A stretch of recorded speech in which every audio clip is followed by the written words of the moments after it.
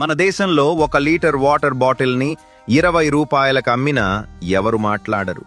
అలాగే 50 గ్రాముల ఆలుగడ్డతో చేసిన చిప్స్ ప్యాకెట్ 30 రూపాయలు పెట్టినా ఎవరూ అడగరు. 1 కిలో టమాటాలతో చేసిన సాస్ బాటిల్ 100 రూపాయలు పెట్టినా కూడా ఎవరూ అడగరు. డాక్టర్స్ని ఒక్కసారి కలవడానికి 500 రూపాయల ఎంట్రీ ఫీజు పెట్టినా ఎవరూ అడగరు. ప్రైవేట్ స్కూల్స్, కాలేజెస్ లక్షల్లో ఫీజులు వసూలు చేసినా కూడా ఎలాంటి కంగారు కనిపించదు. కానీ కూరగాయల రేట్లు కాస్త పెరిగితే మాత్రం వెంటనే అందరూ అరుస్తారు. ఇవి ఎలా కొనాలి, ఎలా బ్రతకాలి అంటూ టీవీలో రోజంతా న్యూస్ వేస్తారు. కానీ ఒక బిజినెస్ మ్యాన్ ఇల్లీగల్గా ఎంత లాభం వేసుకున్నా, ఎన్ని కడుపులు కొట్టినా ఎవరూ పట్టించుకోరు.